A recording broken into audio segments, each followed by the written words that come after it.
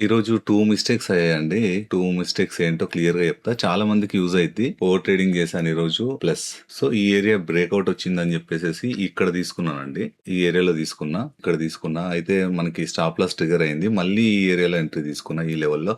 So, దాని తర్వాత మళ్ళీ ట్రిగ్గర్ అయిందనమాట. Call side 24,200 call. దాని తర్వాత మళ్ళీ పుట్ సైడ్ ట్రై చేశాననమాట. అంటే ఈ లెవెల్ బ్రేక్ అయిందంటే పుట్ సైడ్ వచ్చే అవకాశం ఉంటదని చెప్పేసి పుట్ సైడ్ ట్రై చేశా. పుట్ సైడ్ ఏమైందంటే ఎంట్రీ కరెక్ట్ గానే తీసుకున్నా థర్డ్ ట్రేడ్. కానీ వెయిట్ చేయలేదు. 8 పాయింట్స్ ఉండే స్టాప్ లాస్. 8 పాయింట్స్ ఇవ్వక ఏమైందంటే మూవ్ వచ్చింది. మంచి మూవ్ వచ్చింది పుట్లో. ఈ మూవ్ వచ్చింది 90 దాకా. నేను తీసుకుంది ఈ ఏరియాలో తీసుకున్నా. సో కానీ మిస్టేక్ అయిందనమాట. చిన్న ప్రాఫిట్ బుక్ చేసిన 3 పాయింట్స్ బుక్ చేసిన తర్వాత మళ్ళీ రీ ఎంట్రీ తీసుకున్నా. మళ్ళీ ఈ ఏరియాలో రీ ఎంట్రీ తీసుకున్నా. ఈ ఏరియాలో రీ ఎంట్రీ తీసుకున్నా. ఇలా మొత్తం ఏమైపోయిందంటే ఓవర్ ట్రేడింగ్ అయిపోయింది. ప్లస్ ఇంకొక మిస్టేక్ ఏంటంటే మనము ఓవర్ ట్రేడింగ్ తో పాటు క్వాంటిటీ అనేది పెంచామన్నమాట. మనం 65 తోనే చేయాల్సింది కదా, ఇంది మనీలో చేయాల్సింది కదా, డీప్ ఇంది మనీలో. సో ఈ రెండు మిస్టేక్ చేశాను. మొత్తం ఓవరాల్ గా చూసుకుంటే 18 అంటే 9 ట్రేడ్స్ అయ్యాయి అనమాట. 9 ట్రేడ్స్ లో మనకి క్యాపిటల్ చూసుకుంటే 17,357 ఉంది. 940 మొత్తం లాస్ అయింది. మనం రియలైజ్డ్ 940 ప్లస్ బ్రోకరేజ్ చార్జెస్ వచ్చేసి ఇక్కడే ఉంటది. ఇక్కడ చూద్దాము.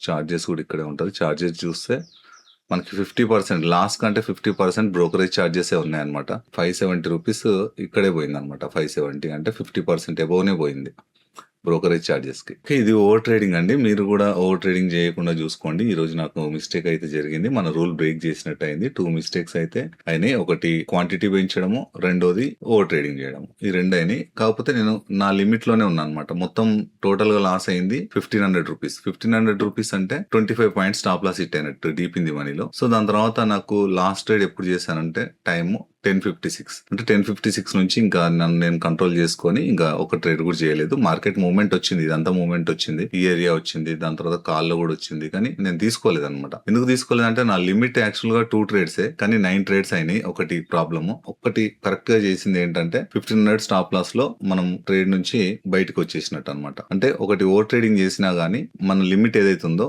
అమౌంట్ క్యాపిటల్ లిమిట్ ఏదైతుందో ఆ లాస్ ఇవ్వడానికి డే లిమిట్ క్రాస్ అయిపోయింది. ఇంకా నేను ట్రేడ్ చేయలేదు అనమాట. ఎన్ని ఆపర్చునిటీస్ వచ్చినా గానీ నేనైతే పొజిషన్ తీసుకోలేదు. సో నేను చేసిన మిస్టేక్స్ అయితే ఇవ్వండి. అయితే ఇలాంటి video, over trading video YouTube లో చాలా రేర్ కేసెస్ లో అప్లోడ్ చేస్తారు. మిస్టేక్స్ ఏమైనా ఉంటే అప్లోడ్ చేయరు. ఓన్లీ ప్రాఫిట్ ఉన్న వీడియోస్ మాత్రమే అప్లోడ్ చేస్తారు అనమాట. మనం ఏదున్నా గానీ ఏంటంటే మనం ఒక ఆప్షన్ ట్రేడింగ్ ఛాలెంజ్ పెట్టుకున్నాము. ఇవాళకి ఇంచుమించుగా 48 డేస్ అవుతున్నట్టుంది ఇంచుమించుగా. సో అందులో ట్రేడింగ్ సెషన్స్ ఒక 34 అలా ఉంటాయి. సో 34 ట్రేడింగ్ సెషన్స్ లో మన క్యాపిటల్ ఒక 14% డ్రా డౌన్ అయినట్టు.